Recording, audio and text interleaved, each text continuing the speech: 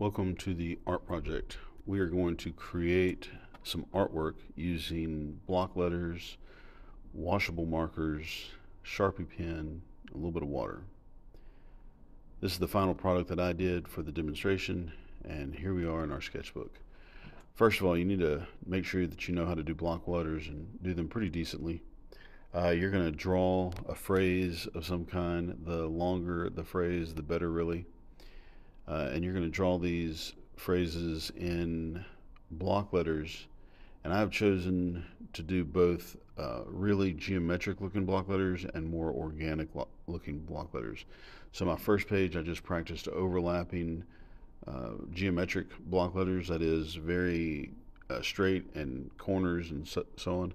And the second one is more organic, more like swishes of paint or bubble letters even. And in all of it, I'm overlapping a lot, and I'm not totally concerned about the readability of the phrase or the word as much as I am the aesthetics of it. This in my sketchbook has just been a lot of practice, and once I was comfortable with the practice, you can then go on to the second page, not the second page, you can go on to the final drawing if you wish.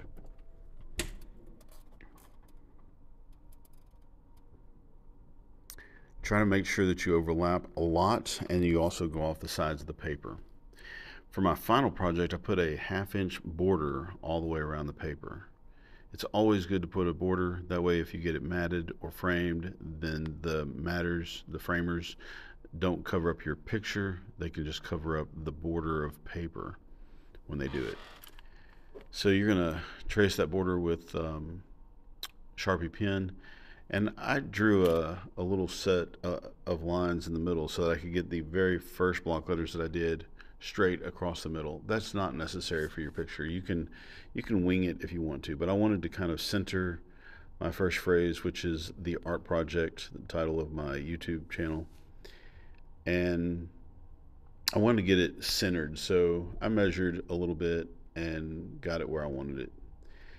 I laid everything out really quickly in pencil, just hand drew it. It's not perfect. I didn't even use a ruler for this part. I did use a ruler to measure where I wanted the top of the letters and the bottom of the letters, but after that I just freehanded it. Now I did kind of go back and reestablish my letters. You see I drew some of it and then I erased it because as an artist you make mistakes. If you don't make mistakes, you're not really making anything. Like, you cannot make anything without making mistakes, and if you don't make mistakes, then you're not going to get it done.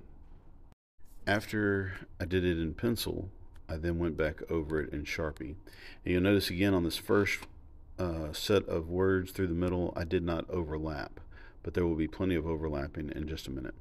Once I have drawn everything in Sharpie, I then went back and erased all of my pencil lines for that.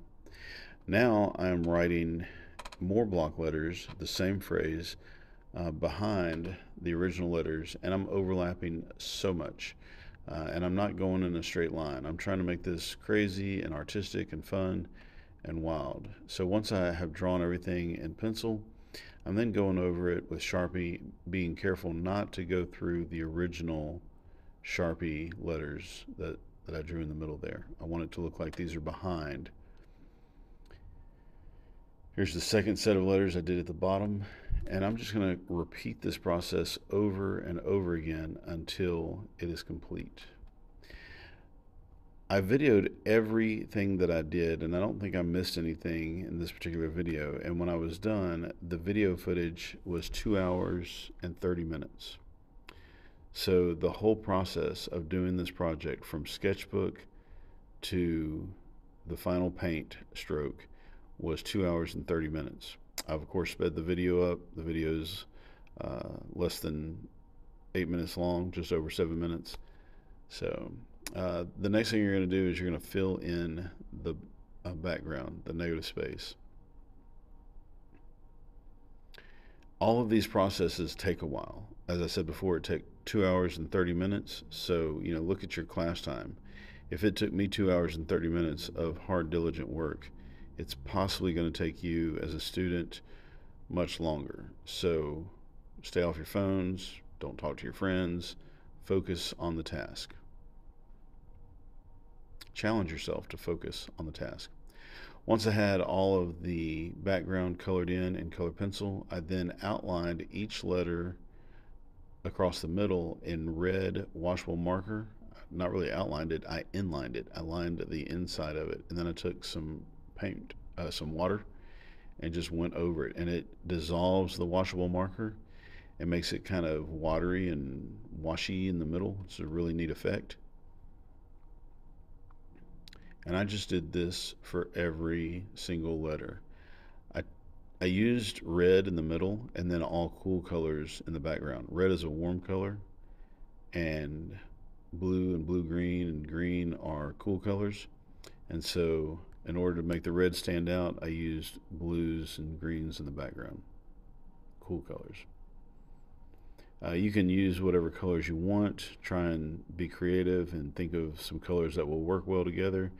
Don't be afraid to experiment. One of the things that I did was I tried to wait for certain letters to dry by going across the page and working on some other letters. That way, colors didn't blend into each other. Like the water, if you paint one part green and one part blue, and the water from those two parts touch, they will bleed together. They'll run together. So be sure and paint and skip around from part to part so that they don't bleed together if you don't want them to. There it is. That was the final drawing. Let's look real close at some of these great little water textures. You can barely tell that I outlined it in some places anymore. Some places it's obvious, but other places the water dissolved the paint and made it run together, and it was just great. So that's it, friends. I hope you enjoyed it. It's your turn. Go make some art.